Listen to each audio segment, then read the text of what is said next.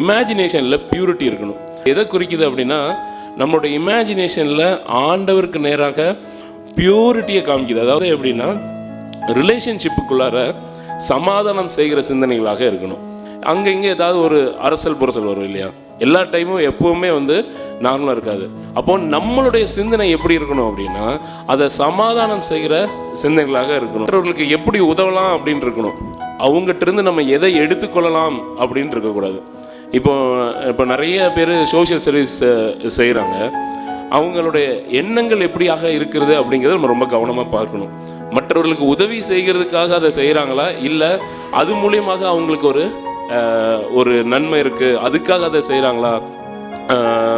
நம்மளுடைய கம்யூனிட்டிக்கு நாளைக்கு இப்போ நம்ம எப்படி இருக்குன்னா, சுயநலமாக நம்மளை மாத்திரம் சிந்திக்காமல் நம்மளுடைய கம்யூனிட்டி, நம்ம இருக்கக்கூடிய இடங்களுக்கு எது நல்லதாக இருக்கணுமோ அதை செய்யக்கூடிய சிந்தனைகளாக இருக்கணும்.